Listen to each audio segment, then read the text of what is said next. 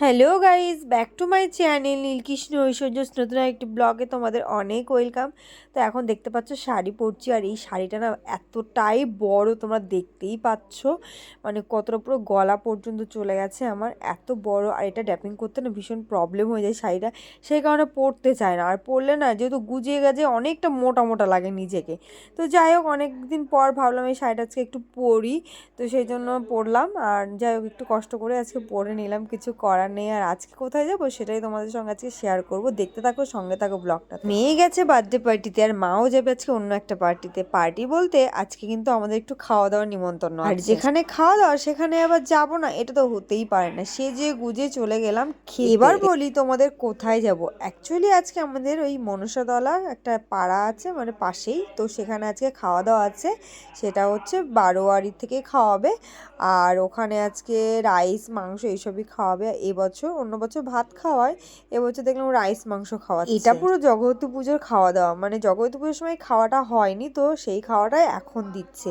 আর যদিও সেখানকার ক্লাবের মেম্বার আমার হরেকৃষ্ণ, আর সেখানে সেই হিসাবে আমিও আছি। অন্য বছর একটা পিকনিক হয়, বাট এবছর আর পিকনিক হয়নি, তাই ব্লাউজের ম্যাচিং করে একটু লিপস্টিকও পরে নিলাম, আর হালকা একটু কাজলও পরে নিলাম। কাজল ছাড়া যেন কোথাও যেতে আমার ভালো লাগে না। আর কাজল না পরলে আমি আইলাইনার পরি, আর আইলাইনার না পরলে আমাকে কাজল পরতে হয়। তো আজকে খুব একটা ভালো না, সেই জন্য আমি আইলাইনারটা স্কিপ করে গেলাম। কেমন লাগছে সেটা কমেন্টে জানাও।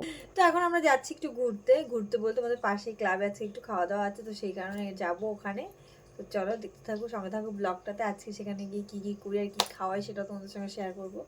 দেরি না করে বেরিয়ে পড়েছি, আর রাস্তা এখানটা অন্ধকার ছিল। একটু সামনে এগিয়েই দেখলাম এখানে মোটামুটি চেয়ার টেয়ার পাতি এলাহি কাণ্ড করে রেখেছে। বাড়ির থেকে বেরিয়ে মাত্র 2 মিনিট, আর এই দেখো এখানে ঠাকুরেরও ফটো লাগিয়ে রেখেছে। এখানে পুজোগুলো হয়, মানে এখানে জগদ্ধাত্রী পুজো, কালী পুজো প্রতি বছর হয়। আর এই জায়গাটার নাম কেন মনসা পোতা সেটা তোমাদেরকে আজকে বলবো। এখানে একটা বহু বছর পুরনো একটা মনসা গাছ আছে, আর সেখানে ছোট্ট করে একটা বেদি মতো করে দেওয়া আছে, সেখানেই এখানে পুজো হয়। এই প্রতি বছর এখানে ওখানে পুজো হয় মনসা পুজোর দিন।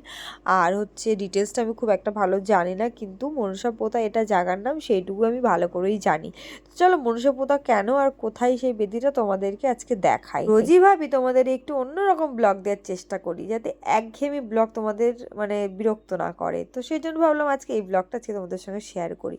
তো আমরা বসে পড়েছি অলরেডি খেতে, আর এখানে একটা ব্যাপার হয়ে গেছে যে কারণে আমার মুখটা হট করে অফ হয়ে গেল, সেটা তোমাদের সঙ্গে শেয়ার করছি না, কারণ সেটা খুব একটা ভালো ব্যাপার নয়, সেই জন্য। তো যাই হোক, মেয়ে ওইদিকে খেতে গেছে আর আমরা ওইদিকে খেতে বসে পড়েছি, আর আসার সঙ্গে সঙ্গে সিট পেয়ে গেছি, আর একদম দেরি করি না। এখানে কিন্তু প্রচুর লোক খায়, মানে এতটা লোক খায় বলার মতো না। এখানে কিন্তু কোনো ইনভাইটেড লোক নয়, এখানে যার খুশি সে এসে খেতে পারে। এই ক্লাবে আমরা যেহেতু রয়েছি, তো সেহেতু আমরাও মেম্বার, আর সেই হিসাবেই বলছি আমাদের এই ক্লাবটাতে যে যেমন পারে আসে খেয়ে যায়, কাউকে ওঠানো হয় না। আর এটা কোনো ব্যাপার না, প্রতি বছর এরকম খাওয়ানো হয় এখানটা বেশ ভালোভাবে। তো প্রথমে এখানে স্যালাড দিয়ে দিয়েছে, আর এটা হচ্ছে একটা মাছের চপ দিয়ে দিয়েছে। এটা এবছর মানে একটু মানে ভাবার বাইরে ছিল যে মাছের চপও দেবে, তো যাই হোক, একটু কাসুন্দি দিয়ে গেল, ফের রাইস দিয়ে গেল, চিকেন দিয়ে গেছে, যেমন তুমি খেয়ে পারো, কোনো লিমিটেড নেই এবছর।